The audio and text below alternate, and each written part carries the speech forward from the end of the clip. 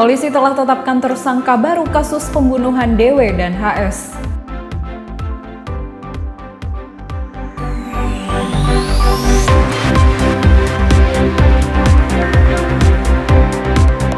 Polda Papua Barat launching Samsat Drive-Thru dan bus SIM keliling.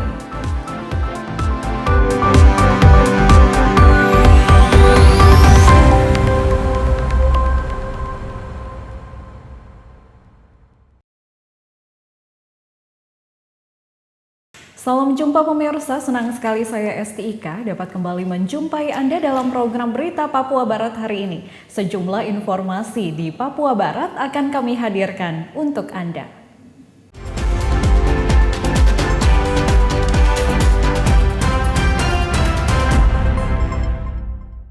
Inilah berita selengkapnya. Pemirsa, Kepolisian Resort Manokwari menetapkan satu tersangka baru berinisial MS dalam kasus pembunuhan dua warga di Transitowosi, Manokwari.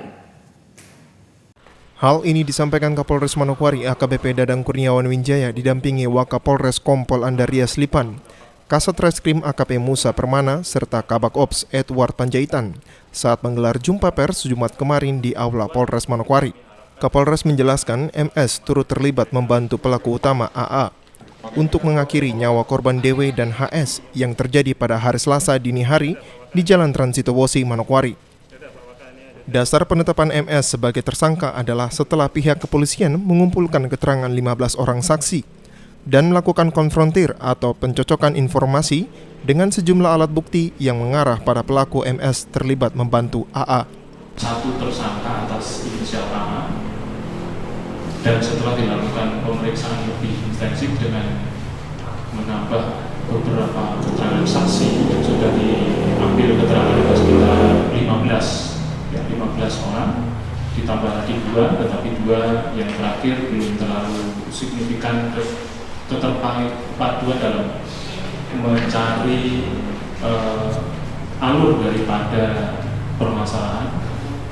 Dari keterangan saksi tersebut akhirnya dilaksanakan gelar sehingga didapatkan satu lagi tersangka yang perannya sama. Dari kedua tersangka tersebut kita pasangkan pasal pembunuhan berencana 340 ini pasal utamanya. Dari pasal utama tersebut ancamannya adalah ancaman hukuman mati dan atau seumur hidup maksimal 20 tahun. Kapolres menambahkan penyidik telah mengeluarkan surat perintah penahanan terhadap MS. Selain itu, penahanan kepada kedua tersangka sambil menunggu perkembangan penyelidikan dan penyidikan lebih lanjut. Pada kesempatan tersebut, Kapolres juga turut memperlihatkan sejumlah barang bukti, seperti badik atau pisau yang digunakan pelaku saat menghabisi nyawa DW dan HS, handphone, pakaian, dan 1 unit sepeda motor milik pelaku. Atas peristiwa tersebut, kedua pelaku MS dan AA dijerat pasal 340 KUHP yang disebut Kapolres sebagai pasal utama, yakni terkait dengan pembunuhan berencana dengan ancaman hukuman mati atau hukuman seumur hidup dan maksimal 20 tahun penjara. Tim Liputan TVRI Papua Barat melaporkan. Sementara itu pemirsa, Kepolisian Resort Manokwari akan mengundang saksi ahli dari Jakarta untuk memastikan apakah pembunuhan terhadap korban DW dan HS adalah unsur perencanaan atau tidak. Demikian ditegaskan oleh Kapolres Manokwari AKBP Dadang Kurniawan Winjaya kepada sejumlah awak media. Kapolres mengatakan pihaknya akan mengundang saksi ahli untuk memastikan apakah pembunuhan terhadap DW dan HS masuk pada pembunuhan berencana atau ada unsur lain. Kapolres mengatakan saksi ahli akan diundang setelah seluruh BAP sementara menjadi rampung. Di sisi lain, pihak kepolisian juga sudah berkoordinasi dengan pihak kejaksaan, dalam hal ini Jaksa Penuntut Umum atau JPU, terkait apa saja yang akan disiapkan oleh penyidik.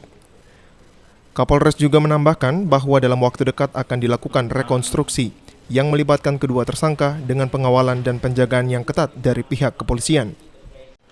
Jadi Senin ini setelah rampung BAP sementara akan kami undang saksi ahli untuk menentukan unsur perencanaannya, memastikannya, dan juga nanti rekon segala macam juga akan dilakukan dalam waktu dekat jika sudah dirasa cukup.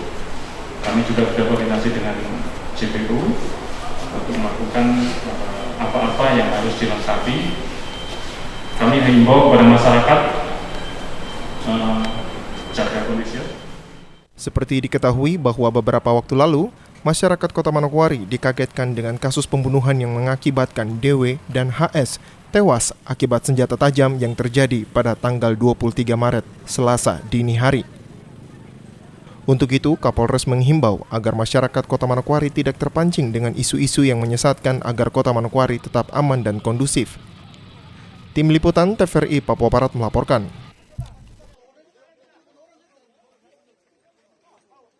Kita ke kabar lain pemirsa, Polda Papua Barat lakukan launching Samsat Drive-Thru, peluncuran bus SIM keliling, serta launching aplikasi e-Siap pada Kamis 25 Maret. Hal ini untuk mempermudah pelayanan kepada masyarakat mengurus pajak kendaraan tanpa turun dari kendaraan. Dalam upaya meningkatkan pelayanan kepada masyarakat untuk menuju Polri yang presisi, Direktorat Lalu Lintas Polda Papua Barat berinovasi dengan melaunching Samsat Drive-Thru, peluncuran bus SIM keliling, maupun launching aplikasi e-Siap. Launching pelayanan Samsat Drive-Thru dilakukan untuk mempermudah masyarakat dalam membayar perpanjangan pajak kendaraan tanpa turun dari kendaraan, dan pengendara hanya cukup membawa KTP, SIM asli, STNK asli, dan kendaraan yang akan dibayar pajaknya. Direktorat Lalu Lintas Polda Papua Barat Kombes Pol Radian Kokrosono dalam sambutannya mengatakan, launching pelayanan Samsat ini juga untuk meningkatkan pelayanan publik dalam rangka mewujudkan pelayanan kepada masyarakat dengan cepat, aman, transparan, serta bebas pungutan liar, termasuk untuk meningkatkan kesadaran dan komitmen bersama tentang keterbukaan pelayanan publik di tengah-tengah masyarakat. Transformasi menuju Polri yang presisi. 3. Maksud dari kegiatan ini adalah meningkatkan kualitas pelayanan publik dalam rangka mewujudkan good governance and clean governance. Sedangkan tujuannya adalah A. Mewujudkan pelayanan masyarakat yang cepat, aman, transparan, dan bebas pungli. B. Meningkatkan kesadaran dan komitmen bersama akan pentingnya pelayanan dan keterbukaan informasi pelayanan. Sementara itu, Kapolda Papua Barat Irjen Pol Tornagogo Sihombing dalam sambutannya menyampaikan bahwa saat ini Polri dituntut untuk lebih transparan dan akuntabel dalam memberikan pelayanan publik yang semakin cepat, mudah, murah, dan terukur kepada masyarakat.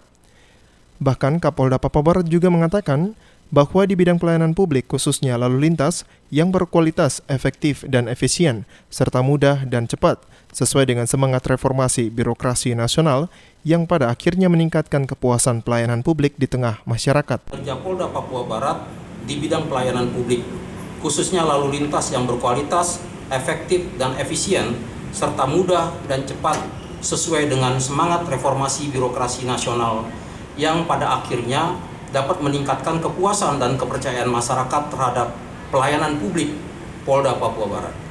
Bis atau mobil SIM keliling yang diluncurkan ini diharapkan dapat mempermudah masyarakat dalam memperpanjang SIM A dan C sebelum masa berlakunya habis. Bis ini akan beroperasi pada daerah-daerah di dalam kota dan di luar kota yang bisa terjangkau. Tim Liputan TVRI Papua Barat melaporkan. Informasi selanjutnya akan hadir setelah jeda berikut ini. Tetaplah bersama kami.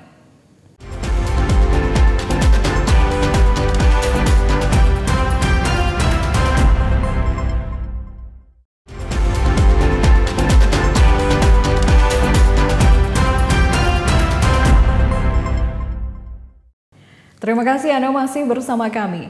Pemirsa, Ketua Bayangkari Polda Papua Barat beserta rombongan mengunjungi Panti Asuhan Kristen Fajar Timur di Distrik Manokwari Utara.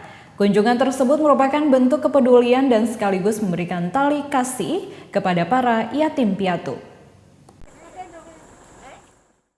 Dalam rangka menyambut HUT Yayasan Kemala Bayangkari ke-41 tahun 2021, Bayangkari Polda Papua Barat mengunjungi Panti Asuhan Kristen Fajar Timur yang berada di Distrik Manokwari Utara.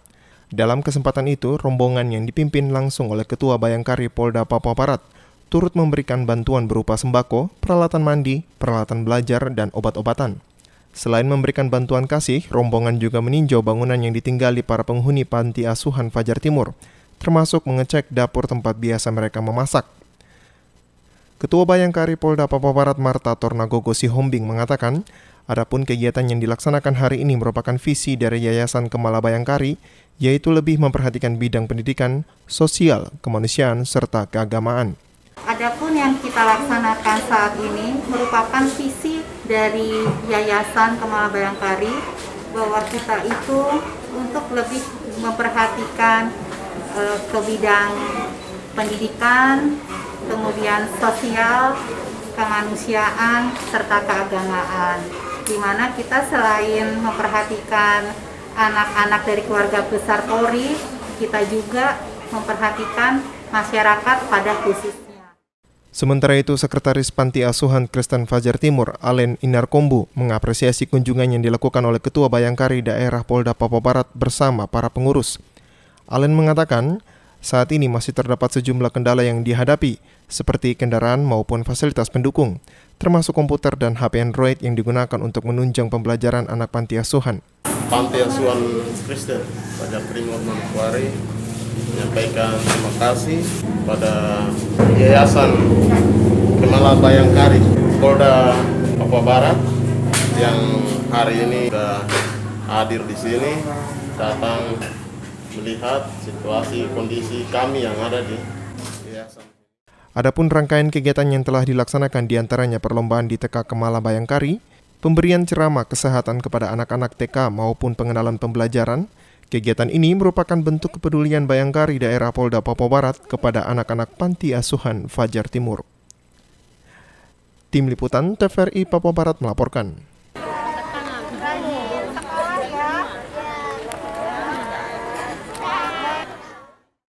Kita beralih ke Kabupaten Fakfak. Solidaritas dan kerjasama umat dalam pembangunan fisik gedung gereja terwujud dalam Gereja Mak, yang merupakan tradisi menyumbangkan uang untuk prosesi adat perkawinan atau pembangunan dan juga biaya pendidikan.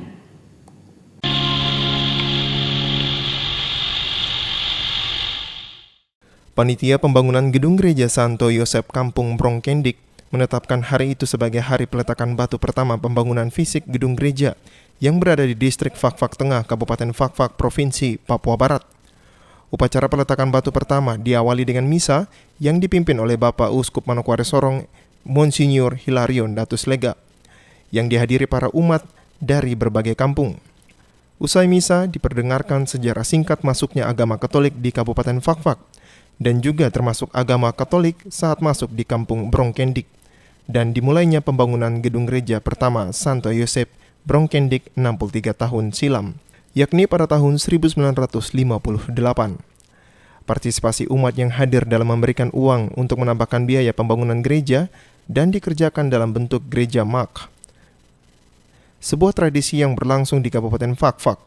Gereja mak merupakan aksi spontan umat menaruh sejumlah uang di sebuah tempat yang telah ditentukan panitia pembangunan dan diawasi oleh panitia, dan sewaktu-waktu diumumkan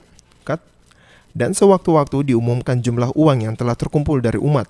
Dari Kabupaten Fakfak, Frans Tamaela, TVRI Papua Barat melaporkan.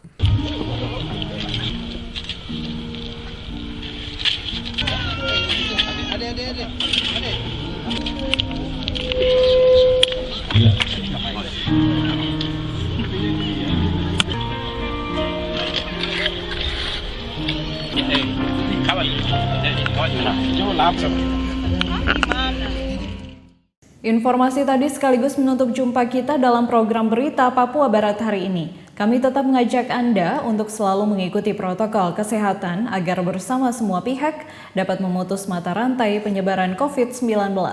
Atas nama kerabat kerja yang bertugas, saya STIK mengucapkan terima kasih dan sampai jumpa.